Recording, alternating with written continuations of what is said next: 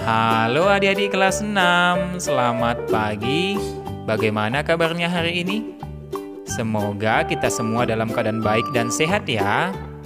Hari ini kita lanjut pelajaran kita tematik ya. Ayo adik-adik, kita belajar dengan penuh semangat.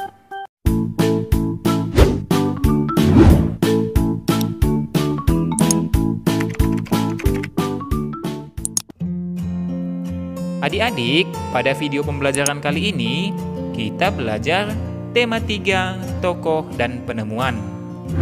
Nah, sekarang kita masuk ke subtema 2, penemuan dan manfaatnya pada pembelajaran yang ketiga. Menyajikan informasi penting teks eksplanasi dalam bentuk diagram. Informasi penting dalam teks eksplanasi dapat disajikan dalam bentuk diagram. Informasi yang disajikan dapat diambil dari kalimat utama setiap paragraf. Ayo adik-adik, ingat kembali cara menemukan informasi penting dalam teks eksplanasi. Kita dapat menggunakan kata tanya apa, di mana, kapan, siapa, mengapa, dan bagaimana untuk menemukan informasi penting dalam teks eksplanasi. Nah adik-adik, berikut ini kata tanya dan fungsinya.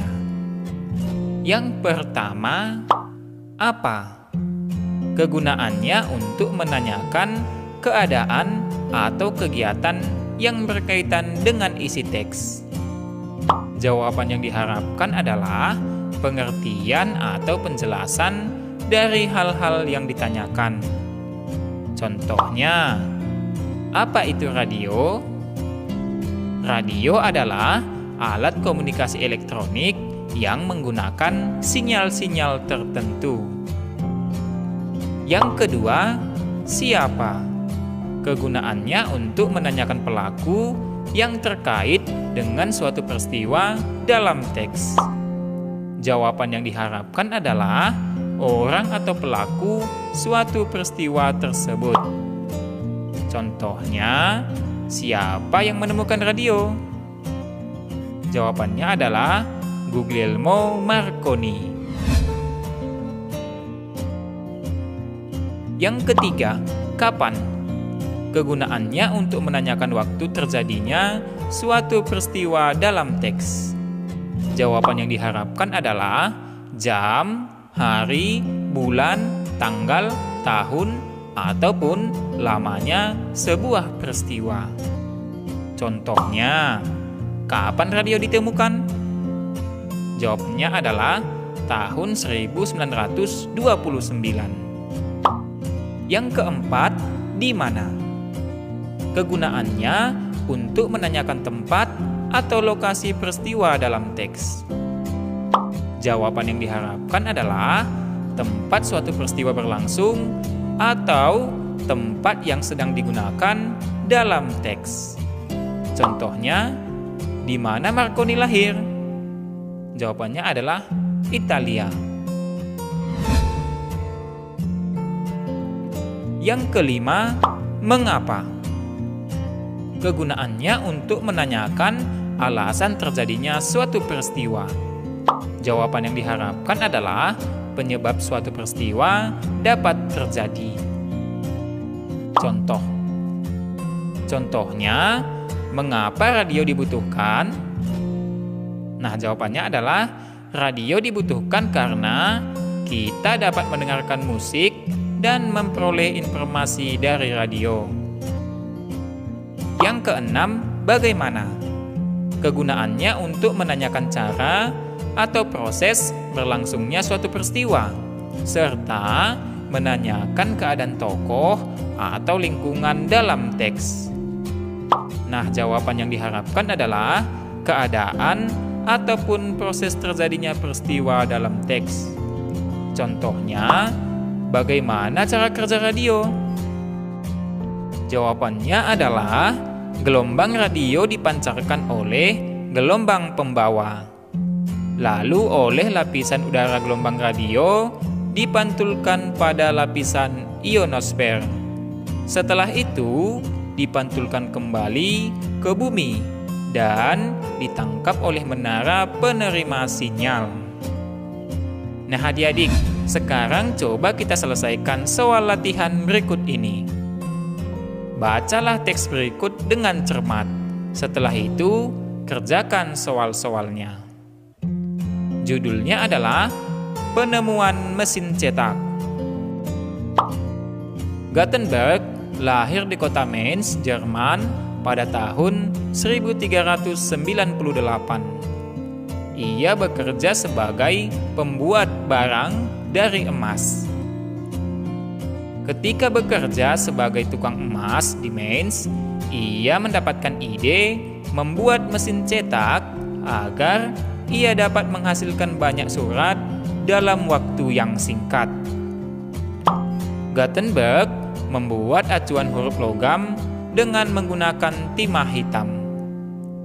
Gutenberg membuat ratusan bentuk huruf untuk meniru tulisan tangan tegak bersambung. Setelah itu, Gutenberg membuat mesin cetak yang dapat bergerak untuk mempercepat proses pencetakan. Mesin cetak bergerak inilah sumbangan terbesar Gutenberg yang dikenal sampai saat ini.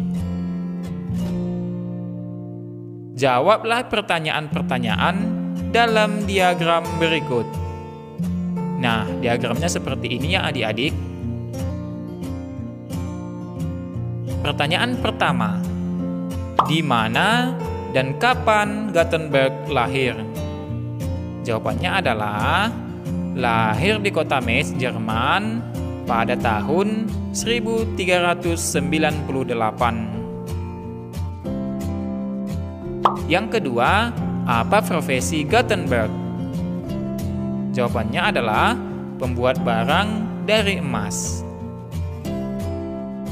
Yang ketiga, apa manfaat mesin cetak hingga saat ini? Nah, jawabannya menghasilkan banyak surat kabar dalam waktu singkat dan untuk mempercepat proses pencetakan. Pertanyaan keempat, bagaimana Gutenberg menemukan mesin cetak?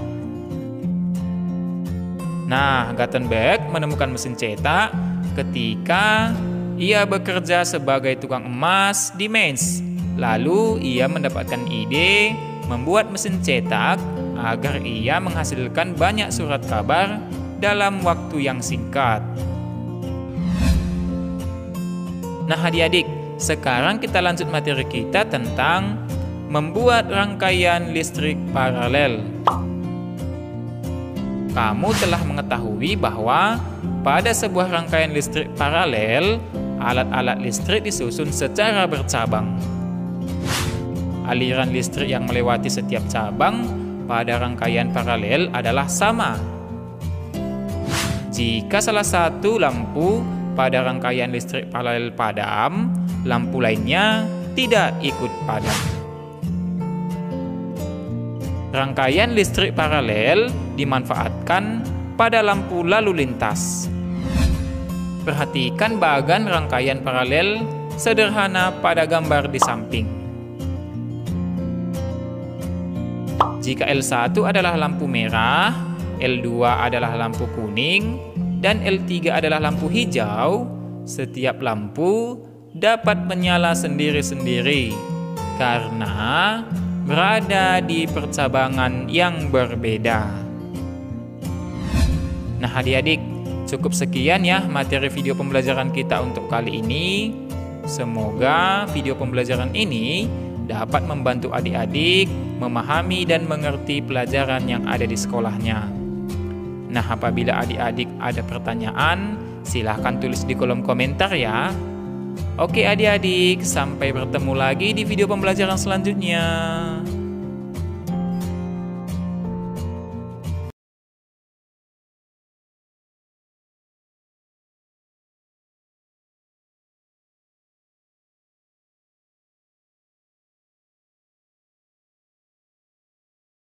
Halo adik-adik kelas 6, selamat pagi.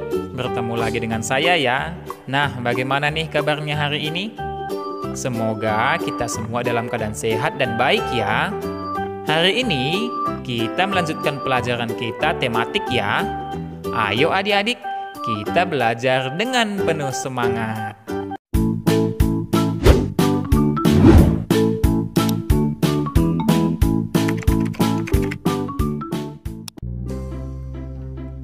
Adik-adik, pada video pembelajaran kali ini, kita belajar tema 3, tokoh dan penemuan. Nah, sekarang kita masuk ke subtema 2, penemuan dan manfaatnya, pada pembelajaran yang kedua. Kewajiban anak di rumah, sekolah, dan masyarakat. Nah, kalian kan sudah mempelajari tentang hak pada subtema sebelumnya. Penggunaan hak harus diseimbangkan dengan pelaksanaan kewajiban. Misalnya, kita berhak menggunakan lampu yang telah ditemukan oleh Thomas Alva Edison. Namun, kita juga berkewajiban dalam menghemat penggunaan listrik yang merupakan sumber energi agar lampu dapat menyala. Jadi, kewajiban adalah sesuatu yang harus dilakukan dengan penuh rasa tanggung jawab.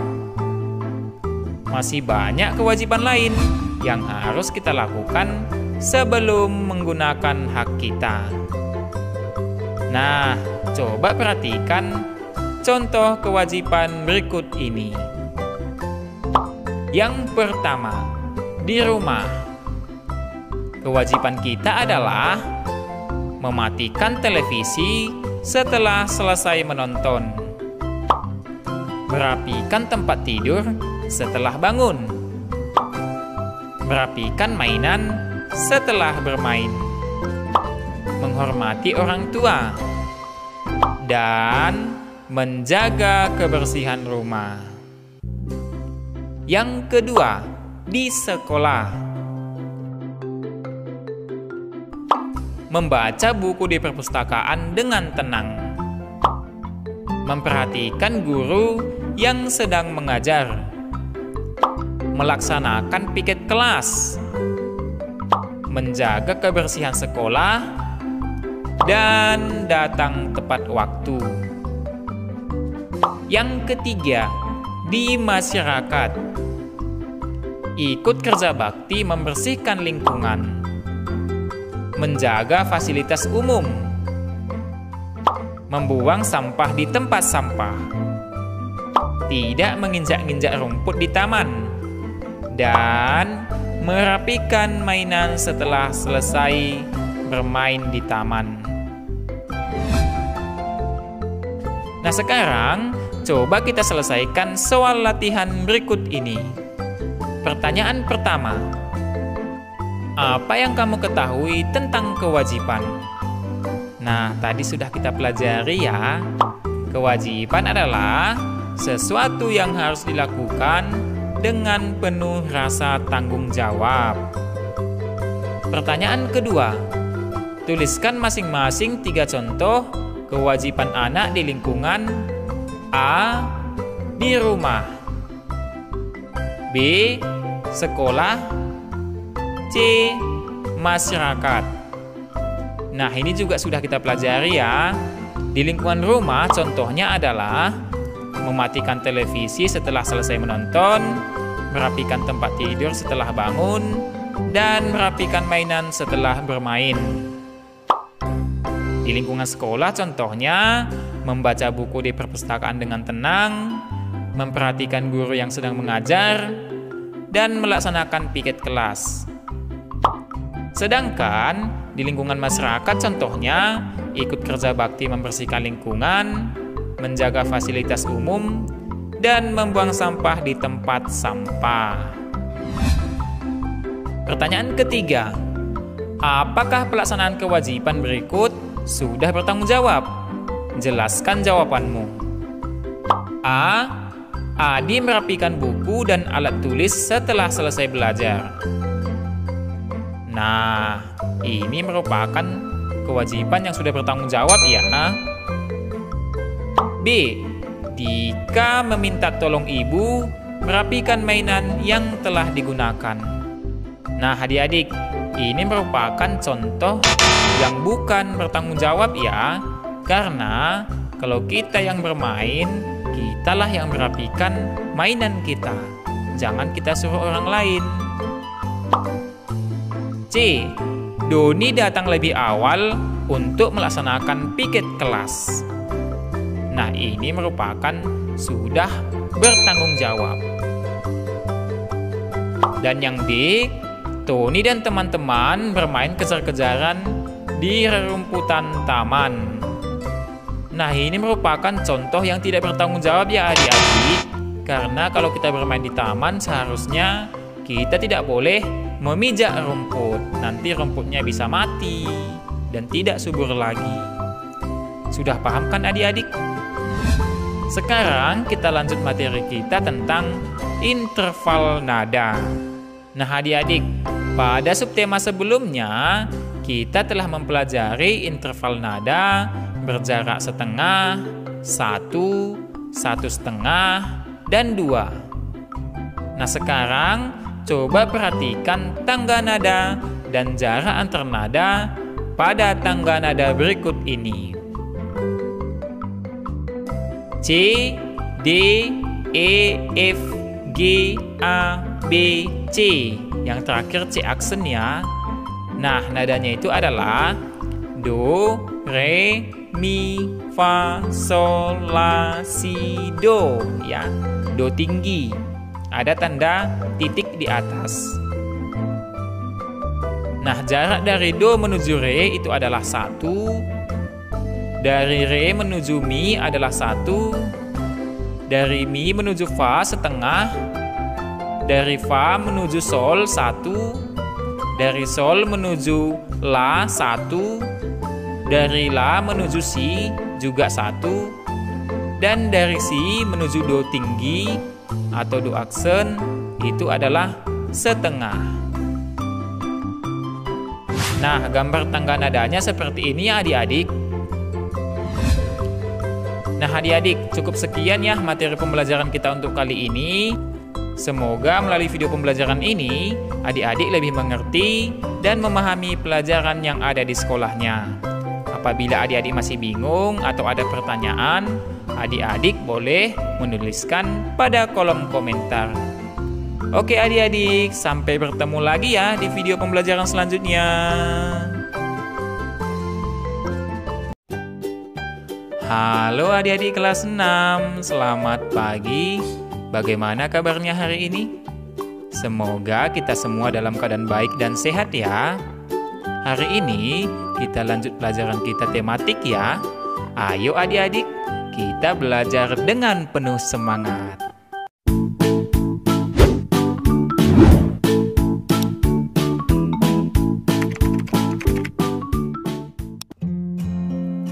Adik-adik, pada video pembelajaran kali ini, kita belajar tema 3, tokoh dan penemuan.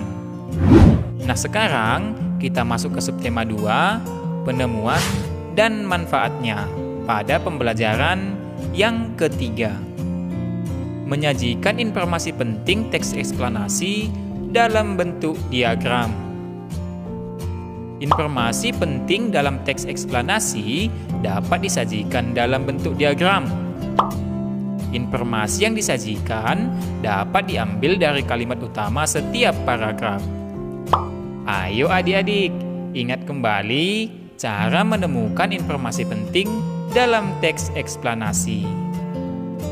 Kita dapat menggunakan kata tanya apa, di mana, kapan, siapa, mengapa, dan bagaimana untuk menemukan informasi penting dalam teks eksplanasi. Nah adik-adik, berikut ini kata tanya dan fungsinya. Yang pertama, apa? Kegunaannya untuk menanyakan keadaan atau kegiatan yang berkaitan dengan isi teks. Jawaban yang diharapkan adalah pengertian atau penjelasan dari hal-hal yang ditanyakan. Contohnya, apa itu radio? Radio adalah alat komunikasi elektronik yang menggunakan sinyal-sinyal tertentu. Yang kedua, siapa? Kegunaannya untuk menanyakan pelaku yang terkait dengan suatu peristiwa dalam teks. Jawaban yang diharapkan adalah orang atau pelaku suatu peristiwa tersebut. Contohnya, siapa yang menemukan radio? Jawabannya adalah Guglielmo Marconi. Yang ketiga, kapan? Kegunaannya untuk menanyakan waktu terjadinya suatu peristiwa dalam teks. Jawaban yang diharapkan adalah jam, hari, bulan, tanggal, tahun, ataupun lamanya sebuah peristiwa. Contohnya, kapan radio ditemukan? Jawabannya adalah tahun 1929. Yang keempat, di mana? Kegunaannya untuk menanyakan tempat atau lokasi peristiwa dalam teks. Jawaban yang diharapkan adalah tempat suatu peristiwa berlangsung atau tempat yang sedang digunakan dalam teks. Contohnya, di mana Marconi lahir? Jawabannya adalah Italia. Yang kelima, mengapa? Kegunaannya untuk menanyakan alasan terjadinya suatu peristiwa. Jawaban yang diharapkan adalah penyebab suatu peristiwa dapat terjadi. Contohnya, mengapa radio dibutuhkan? Nah, jawabannya adalah radio dibutuhkan karena kita dapat mendengarkan musik dan memperoleh informasi dari radio. Yang keenam, bagaimana? Kegunaannya untuk menanyakan cara atau proses berlangsungnya suatu peristiwa, serta menanyakan keadaan tokoh atau lingkungan dalam teks.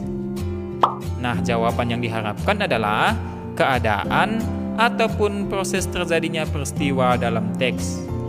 Contohnya, bagaimana cara kerja radio? Jawabannya adalah gelombang radio dipancarkan oleh gelombang pembawa. Lalu oleh lapisan udara gelombang radio dipantulkan pada lapisan ionosfer. Setelah itu dipantulkan kembali ke bumi dan ditangkap oleh menara penerima sinyal. Nah, adik-adik, sekarang coba kita selesaikan soal latihan berikut ini. Bacalah teks berikut dengan cermat. Setelah itu, kerjakan soal-soalnya. Judulnya adalah Penemuan Mesin Cetak. Gutenberg lahir di kota Mainz, Jerman pada tahun 1398. Ia bekerja sebagai pembuat barang dari emas. Ketika bekerja sebagai tukang emas di Mainz, ia mendapatkan ide membuat mesin cetak agar ia dapat menghasilkan banyak surat dalam waktu yang singkat. Gutenberg membuat acuan huruf logam dengan menggunakan timah hitam. Gutenberg membuat ratusan bentuk huruf untuk meniru tulisan tangan tegak bersambung. Setelah itu, Gutenberg membuat mesin cetak yang dapat bergerak untuk mempercepat proses pencetakan. Mesin cetak bergerak inilah sumbangan terbesar Gutenberg yang dikenal sampai saat ini. Jawablah pertanyaan-pertanyaan dalam diagram berikut. Nah, diagramnya seperti ini ya adik-adik. Pertanyaan pertama, di mana dan kapan Gutenberg lahir? Jawabannya adalah lahir di kota Mainz, Jerman pada tahun 1398. Yang kedua, apa profesi Gutenberg? Jawabannya adalah pembuat barang dari emas. Yang ketiga, apa manfaat mesin cetak hingga saat ini? Nah, jawabannya menghasilkan banyak surat kabar dalam waktu singkat dan untuk mempercepat proses pencetakan. Pertanyaan keempat, bagaimana Gutenberg menemukan mesin cetak? Nah, Gutenberg menemukan mesin cetak ketika ia bekerja sebagai tukang emas di Mainz. Lalu ia mendapatkan ide membuat mesin cetak agar ia menghasilkan banyak surat kabar dalam waktu yang singkat. Nah, adik-adik, sekarang kita lanjut materi kita tentang membuat rangkaian listrik paralel. Kamu telah mengetahui bahwa pada sebuah rangkaian listrik paralel, alat-alat listrik disusun secara bercabang. Aliran listrik yang melewati setiap cabang pada rangkaian paralel adalah sama. Jika salah satu lampu pada rangkaian listrik paralel padam, lampu lainnya tidak ikut padam. Rangkaian listrik paralel dimanfaatkan pada lampu lalu lintas. Perhatikan bagan rangkaian paralel sederhana pada gambar di samping. Jika L1 adalah lampu merah, L2 adalah lampu kuning, dan L3 adalah lampu hijau, setiap lampu dapat menyala sendiri-sendiri karena berada di percabangan yang berbeda. Nah, adik-adik, cukup sekian ya materi video pembelajaran kita untuk kali ini. Semoga video pembelajaran ini dapat membantu adik-adik memahami dan mengerti pelajaran yang ada di sekolahnya. Nah, apabila adik-adik ada pertanyaan, silahkan tulis di kolom komentar ya. Oke adik-adik, sampai bertemu lagi di video pembelajaran selanjutnya.